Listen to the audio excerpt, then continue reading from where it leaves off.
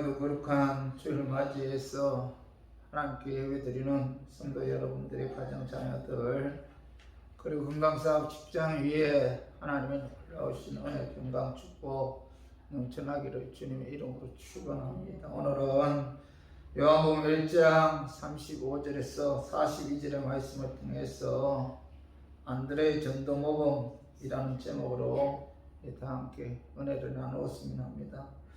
예수님께서 이 땅에 오신 목적은 잃어버린 영혼 찾아 구원하기 위해서 하나님이신 예수님께서 이걸 입고 이 땅에 오셨는데, 그래서 예수님께서는 우리에게 명령하신 그 내용은 그 영혼 구원에 관한 그런 말씀이죠. 예수님께서는 그 건강복음에 보면은 그 마지막 그 명령은 그 영혼 구원에 관한 그런 이제 명령이었어요. 마태복음 28장 그 19절에서 20절 우리 한번 같이 한번 읽어봐요. 그러므로 너희는 가서 모든 민족을 제자로 삼아 아버지와 아들과 성령 이름으로 세례를 베풀고 내가 너희에게 분부한 모든 것을 가르쳐 지키게 하라. 볼지어다 내가 세상 끝날까지 너희와 항상 함께 있으리라 하시니라. 여기 마태복음 28장이죠. 28장 19절에서 20절. 자, 마태복음의 마지막 장이죠. 마지막 장. 마지막 그 명령은 복음 전하여 믿음의 사람으로 만들 뿐만 아니라 제자까지 삼으라 라고 이제 명령하셨죠.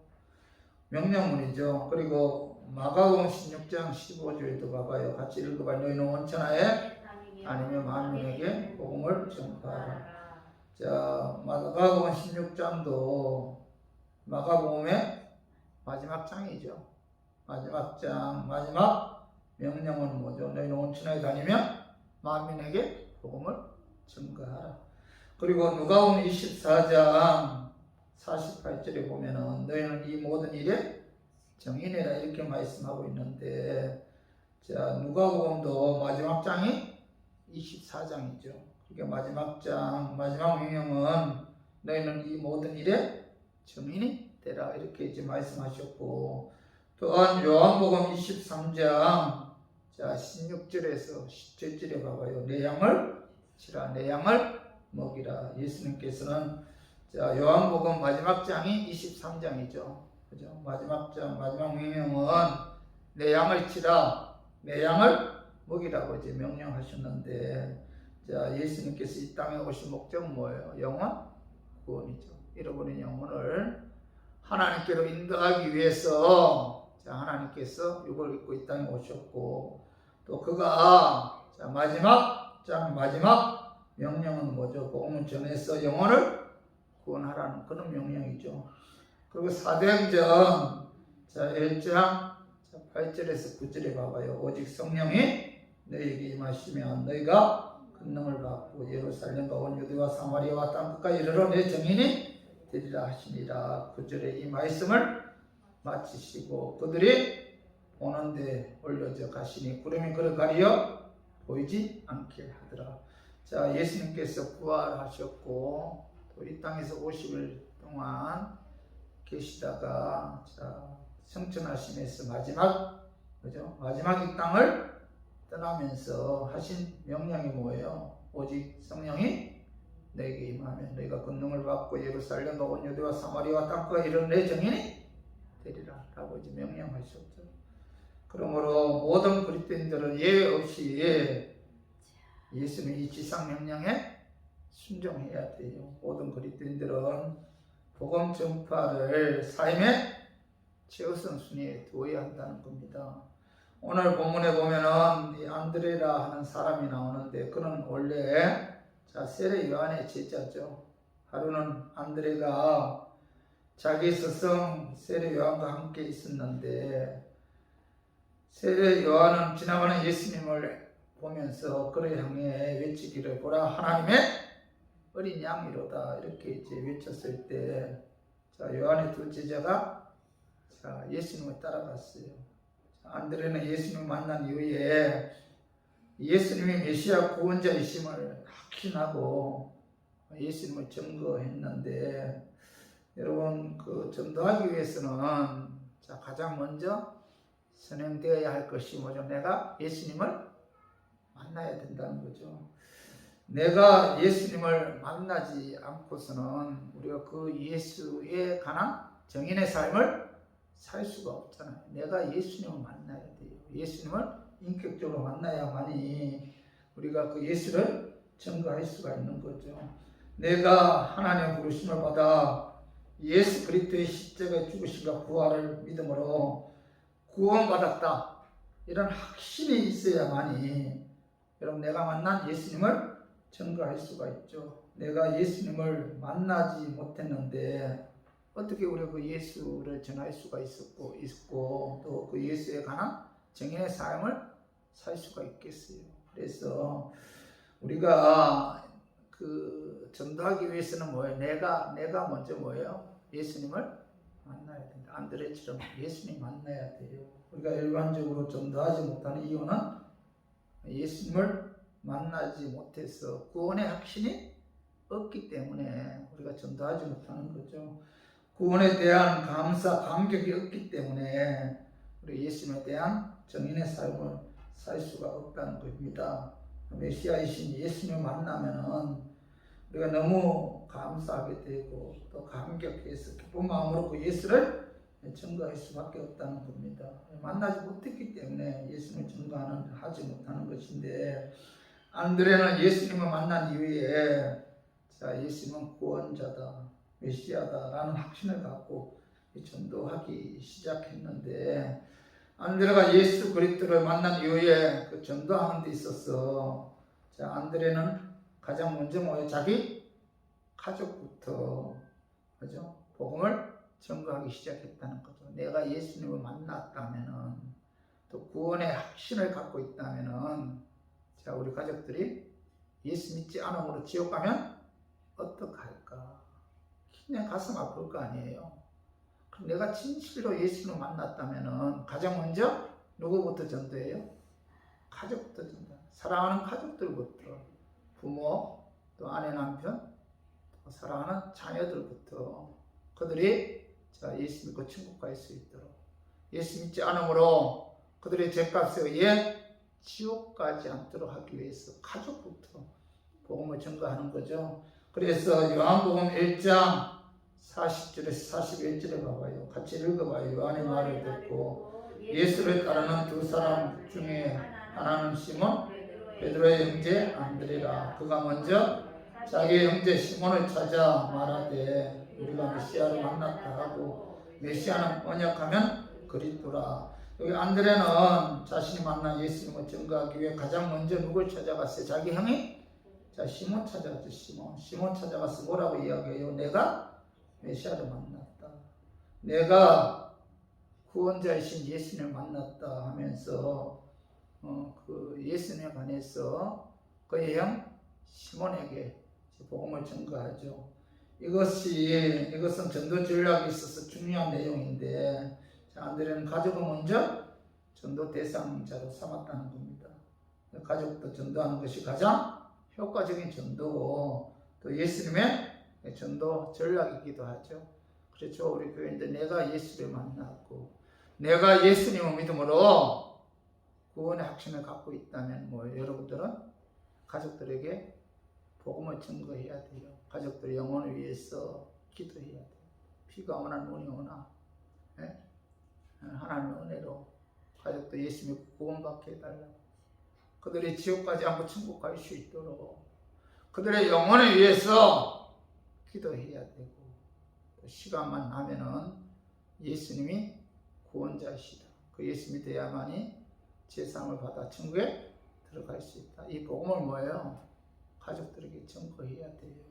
그리고 안드레는 전도하는 데 있어서 두 번째로는 적극적으로 찾아가서 전도를 했다는 겁니다. 그 말씀이 자 요한복음 1장 41절에 봐봐. 그가 먼저 자기 형제 시몬을 찾아 말하되 우리가 메시아를 만났다 하고, 자 메시아는 번역하면 그리스도라 이렇게 말해서 안드레는 뭐죠?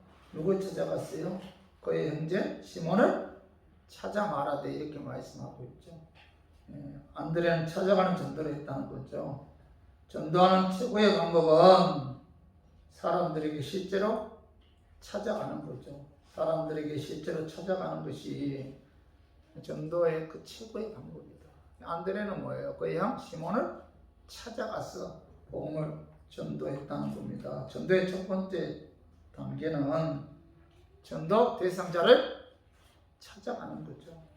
오늘은 저번 주에 이어 이 안드레가 어떤 방법으로 예수님을 전도했는지 알아보고 우리 교인들도 안드레처럼 복음을 전도해서 수많은 영혼들을 예수께로 인도해서 그들이 구원받는 그런 역사가 나타났으면 하는 그런 마음에서 제가 오늘 말씀 준비했습니다. 말씀 전가할 때 악한 마귀는 나사렛 예수 이름으로 떠나고 성령 하나님께서 함께 하심으로 깨닫는 그런 은혜가 임하기를 주님의 이름으로 축원합니다. 안드레가 예수 그리스도를 만난 이후에 그 전도하는 데 있어서 안드레는 찾아가서 자신이 만난 예수님을 소신 있게 전했다는 겁니다. 그 말씀이 봐봐요. 요한복음 1장 41절 우리 같이 한번 읽어봐요. 그가 먼저 자기 형제 시몬을 찾아 말하되 우리가 메시아를 만났다고. 메시아는 번역하면 그리스도를 하반절이 뭐라고 말씀하거든. 말하되 우리가 메시아를 만났다. 안드레는 형 시몬에게 찾아가서 내가 메시아를 만났다. 구원자를 만났다. 이렇게 간증하죠. 메시아를 만났다는 것은 내가 만난 예수님을 전한다 그런 뜻인데 안드레는 자기가 만나고 경험한 예수님을 형 베드로에게 찾아가서 진솔하게 증거했다는 겁니다. 안드레는 자신이 만난 예수님을 베드로에게 소개했는데 여러분 전도는 복잡한 것도 아니고 어렵고 힘든 것도 아니고 추상적인 것도 아니다. 전도는 뭐예요? 전도는 뭐예요? 내가 만난 예수님을 전해주는 거죠. 내가 예수님을 만났다. 예수님에 관해서 이게 증거하는 게 이게 뭐예요? 전도죠. 내가 예수님을 만났다. 내 곁에 가장 가까이 있는 사람에게 찾아가서 내가 만난, 내가 경험한, 내가 체험한, 내가 인격적으로 만난 예수님을 증거하는 거 이게 뭐예요? 전도죠. 전도. 간단해요. 전도는 추상적인 것도 아니고 어려운 것도 아니고 내가 만난 예수를 그냥 그분에게 소개하는 거죠. 전도의 첫 번째 단계는 뭐예요? 전도 대상자를 찾아라는 것이고 두 번째로 전도의 두 번째 그 단계는 내가 예수님을 만났다고 간증하는 거죠. 사도 바울은 예수님을 만난 이후 복음 전가할 때 그는 항상 자신이 만난 그 예수님을 증거했어요. 바울의 간증을 이렇게 분석해 보면은 바울의 그 첫 번째 간증은 내가 그 예수 믿기 전에는 어떤 사람이었는가를 간증해요.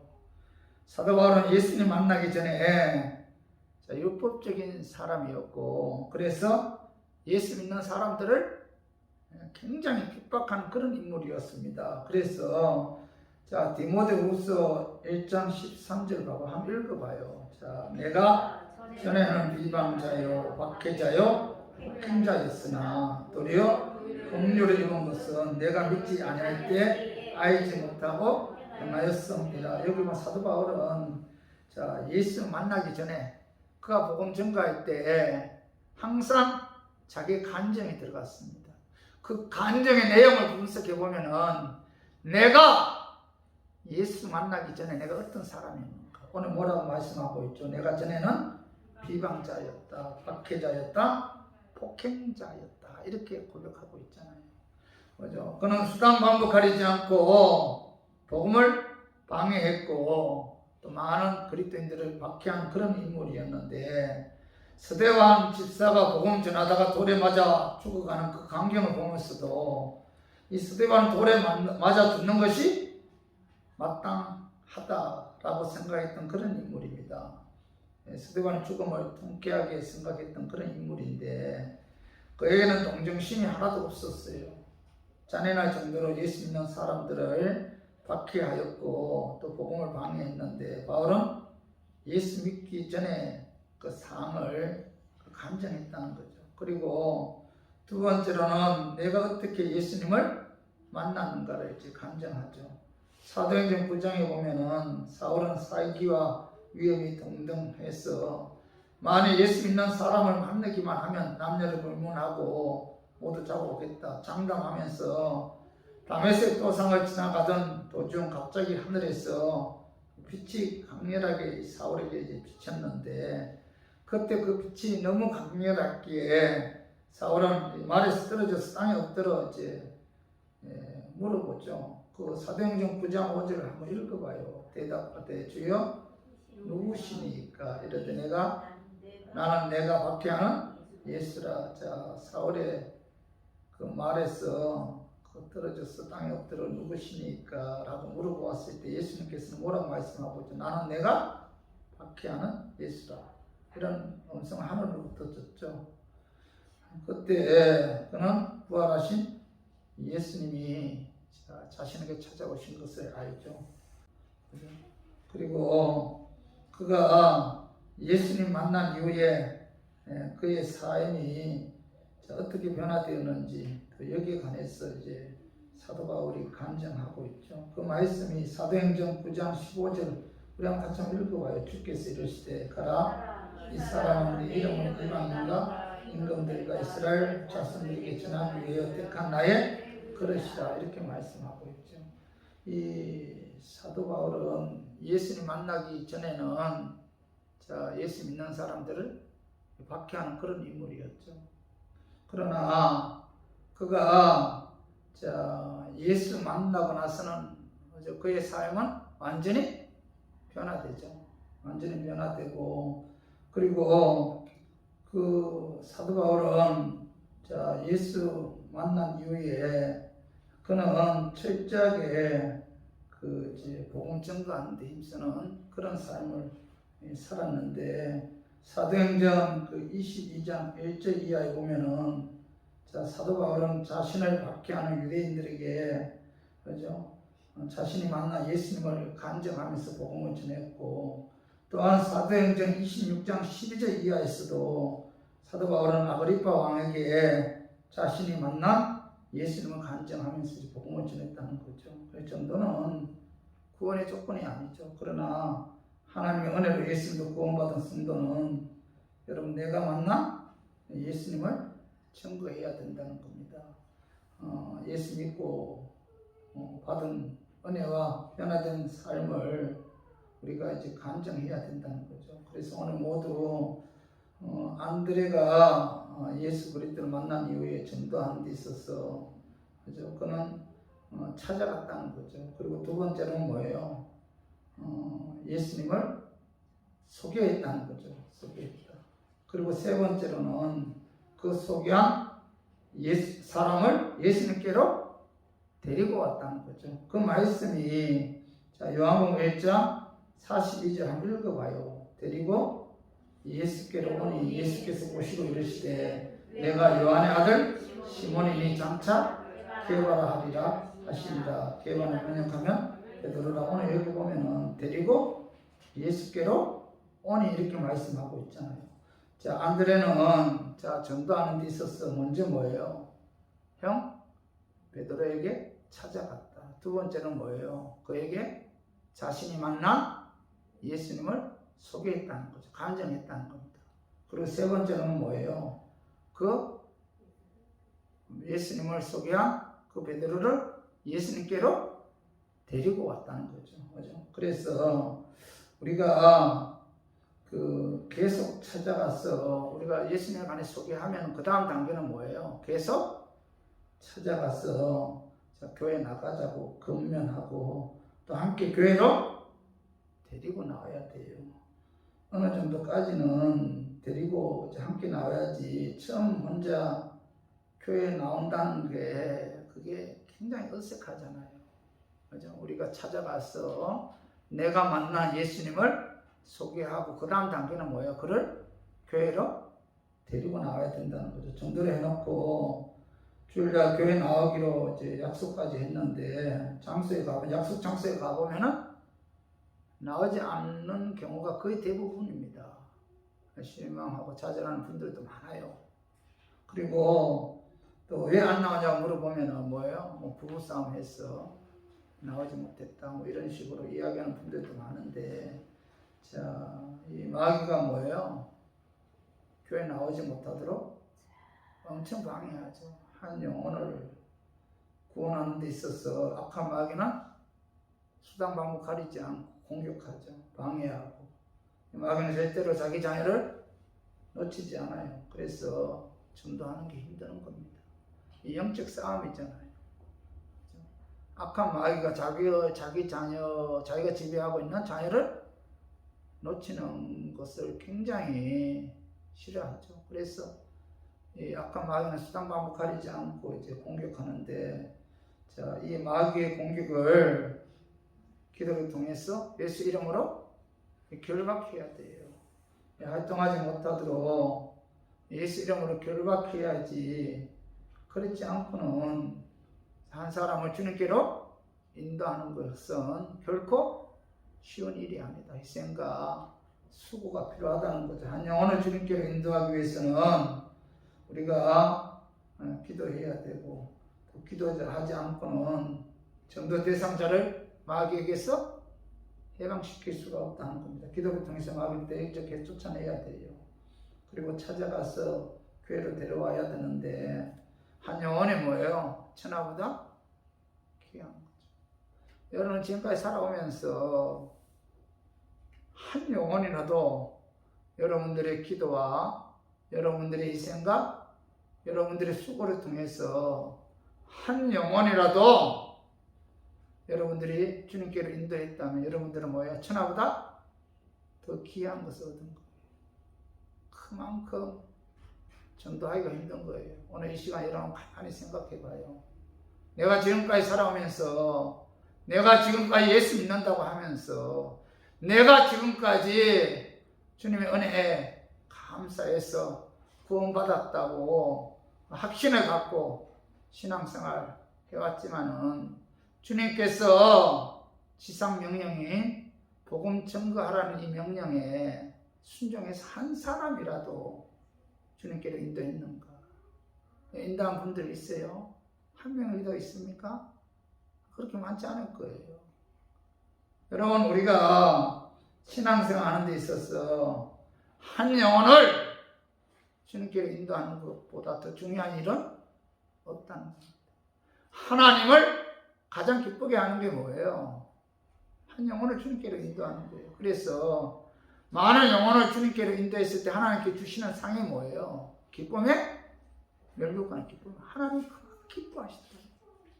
근데 여러분 지금까지 한 영혼이라도 주님께로 인도하지 못했다면은 여러분들은 어떻게 보면은 결코 주님을 기쁘게 했다고 여러분 자신 있게 말할 수가 없다는 겁니다. 그래서 오늘 우리 교인들은 오늘 이 안드레 기도 모범을 통해서 자, 가족부터 복음 전거해야 된다. 그리고 두 번째로는 자, 이웃들에게 찾아가서 복음을 전거해야 되고, 세 번째로는 그들에게 찾아가서 내가 만난 예수님을 전거해야 되고, 네 번째로는 뭐예요? 그를 데리고 교회로 나와야 됩니다. 그리고 마지막으로 다섯 번째는 자, 전도한 후에 그 영혼이 구원받는 것은 하나님께 맡겨야 됩니다. 교회까지 데려오는 것은 자, 내가 할 일이죠. 그러나 교회에 데려왔을 때 그 영혼이 자, 예수님을 만나서 그 영혼이 하나님 은혜로 구원받는 것은 하나님의 영역이지 내 영역이 아니라는 거예요. 그렇기 때문에 자, 교회에 데려오는 것은 우리의 할 일이지만은 그 영혼을 구원하는 것은 하나님의 일이기 때문에 하나님께 맡겨야 된다. 내가 그 영혼을 구원하려고 해서는 안 된다. 하나님께 맡겨야 된다. 자, 그래서 자, 요한복음 1장 42절 하반절에 봐봐. 예수께서 보시고 이르시되 내가 요한의 아들 시몬이니 장차 게바라 하리라 하십니다. 게바는 번역하면 베드로라 이렇게 말씀하고 있는데, 자, 시몬이란 뜻은 갈대란 뜻이죠. 갈대. 그런데 예수님은 시몬을 만나자마자 그에게 새 이름을 주었죠. 새 이름. 자, 42절 하반절에 보면 내가 요한의 아들 시몬이냐 이니 장차 뭐예요? 게바라 하리라 하시니라 이렇게 말씀하죠. 게바는 번역하면 베드로라 이렇게 말씀하고 있는데, 자, 안드레는 예수님을 만난 후에 예수님이 메시아 구원자이심을 확신하고 자, 베드로를 찾아가요. 그 형. 그리고 자신을 만난 예수님을 자, 베드로에게 간증한 이후에 자, 베드로를 예수께로 데려왔죠. 그때 예수님께서는 베드로에게 요한의 아들 시몬이냐 내가 자, 장차 게바라 하리라 이렇게 말씀하셨는데, 예수께서 시몬을 맨 처음 만났을 때 그에게 뭐죠? 새 이름을 지어주었는데, 이 시몬은 갈대란 뜻으로 뭐 연약하고 불안전하고 안정감이 부족했던 그런 뜻이죠. 그러니까 베드로는 항상 연약한 존재고, 그리고 뭐 남다른 지성과 학문을 가진 것도 아니고, 그리고 뭐 도덕성과 인격을 구비한 그런 사람도 아니고, 항상 충동적이고 안정감이 결여된 그런 사람이었습니다. 그런데 시몬을 향한 주님의 첫 말씀은 자, 내가 요한의 아들 시몬이니 뭐에 장차 게바라 하리라 이렇게 말씀하고 있죠. 게바는 아람어죠. 아람어. 베드로는 뭐예요? 헬라어죠. 헬라어. 예수님께서는 시몬에게 아람어로는 게바, 헬라어로는 베드로라는 새 이름을 지어주었는데, 자, 게바, 베드로의 뜻은 반석이죠. 반석.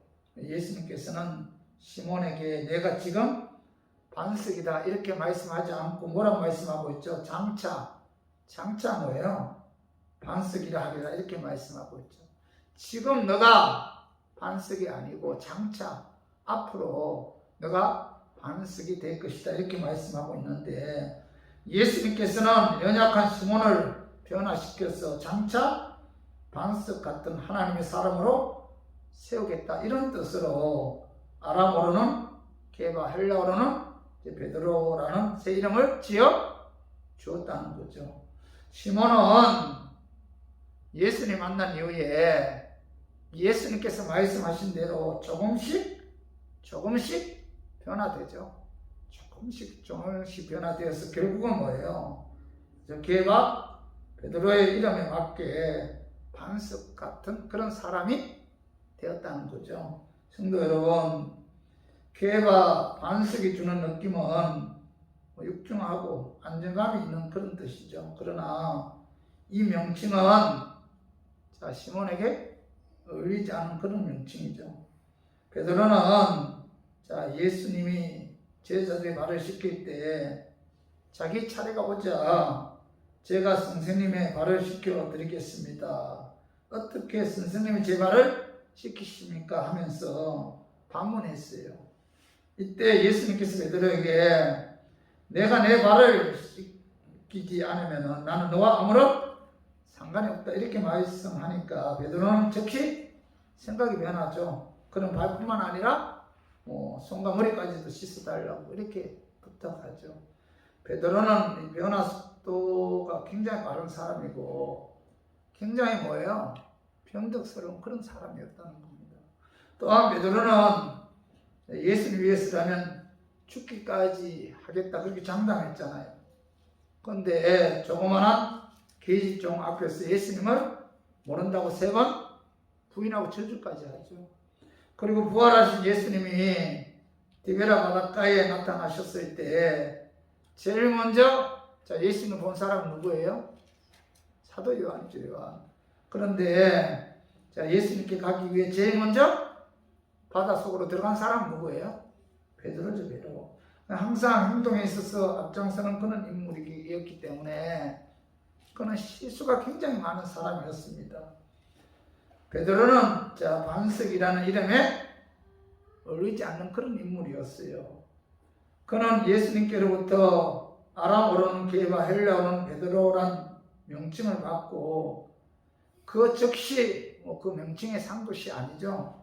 그러나 그는 시간이 흐를수록 예수님 말씀하신 것처럼 장차 베드로 반석으로서 그의 삶이 변했다는 거죠.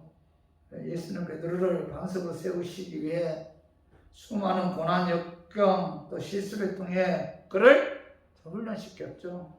그래서 결국 뭐예요? 베드로는 예수님의 12제자 가운데 최초로 예수 그리스도는 살아계신 하나님의 아들이십니다 고백한 사람이 누구예요? 베드로잖아요.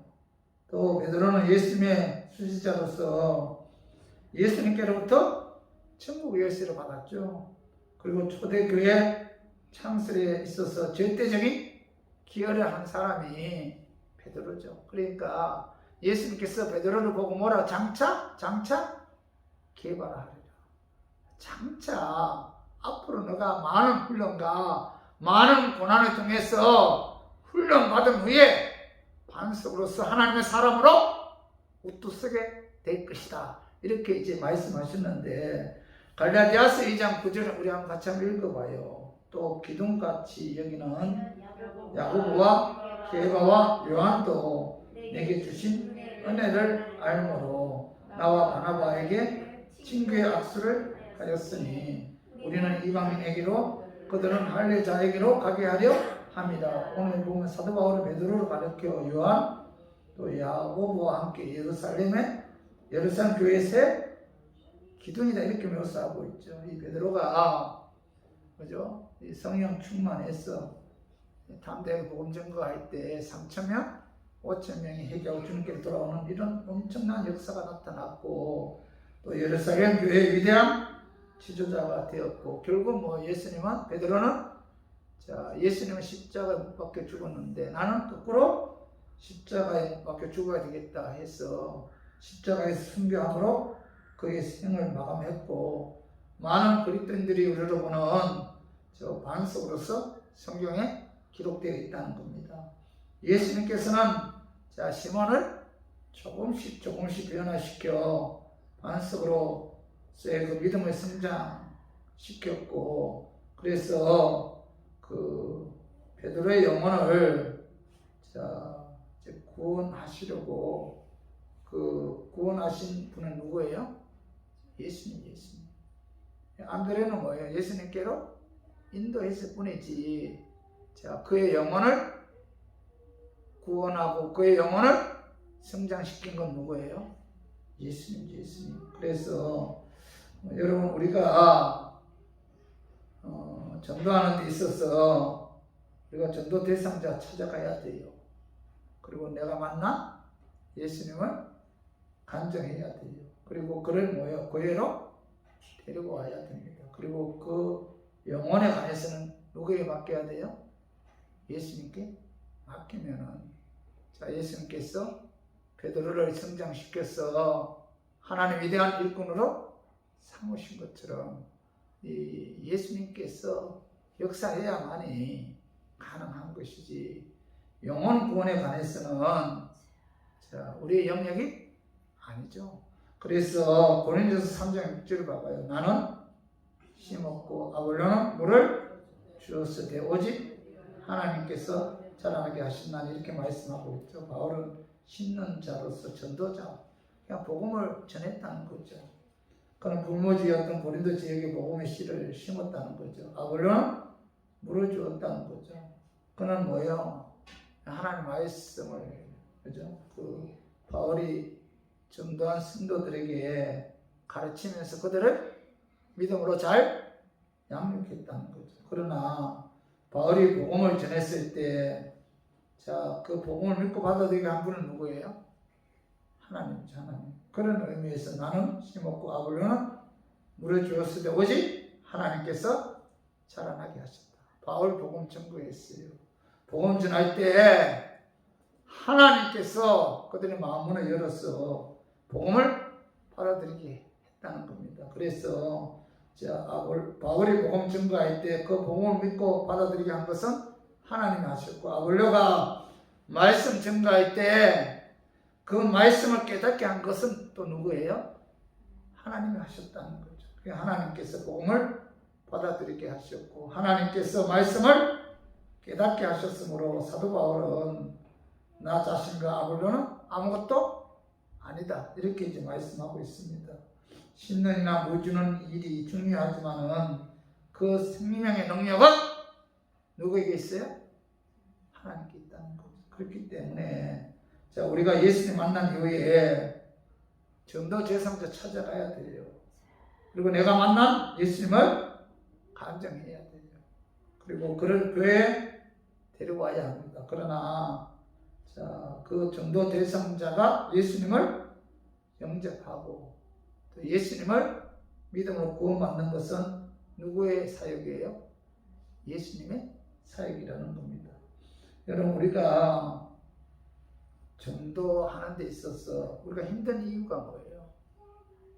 내가 찾아가서 내가 만난 예수님 전하고 그를 교회로 인도하는 거, 그건 여러분 우리가 얼마든지 우리가 마음먹고 그죠? 복음 증거해야 되겠다 착신하고 행동을 옮길 수가 있잖아요. 내 주위에 있는 사람들에게 그죠? 찾아가는 거예요. 그리고 그들에게 밥을 사주면서 이런저런 예수님 만난 이야기를 하는 거예요. 밥을 사줬으니까 주일날 교회에 같이 한번 나가자. 우리 얼마든지 이렇게 부탁할 수 있잖아요. 그러나 그가 교회에 나와서 예수를 믿고 믿지 않고는 누구의 영역이에요? 하나님의 영역이라는 거죠. 그런데 우리들은 뭐예요? 내가 교회로 데리고 와서 그가 예수 믿게 하는 것도 내가 해야 할 일이다, 내 영역이다, 이런 생각을 갖고 우리가 전도하려고 하기 때문에 전도하는 게 힘든 겁니다. 그래서 우리 교인들은 오늘 이 말씀 여러분 마음에 새기고 우리가 그 영혼은 하나님께서 역사해야만이 구원을 받지만은 우리가 해야 할 일은 뭐예요? 찾아가서 복음을 증거했고 그를 교회로 데려나와야 된다는 거죠. 여러분들의 가정의 복음화가 여러분들의 가정의 최대의 복이죠. 전도는 선택도 아니고 옵션도 아니고 필수요 마땅히 해야 할 의무고 사망이죠. 한 사람의 평범한 전도가 그 사람의 인생을 위대하게 만들 수 있죠.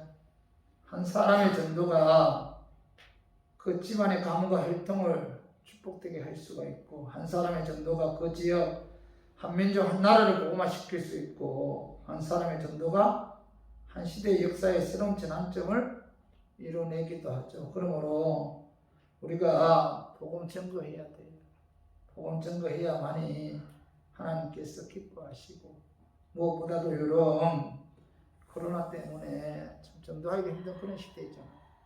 내가 이 설교를 하면서 그런 생각도 들었어요. 내 혼자라도 그죠? 병원 찾아가서 병원에 있는 분들에게 복음 전도해야 되겠다 이런 생각도 들더라고요.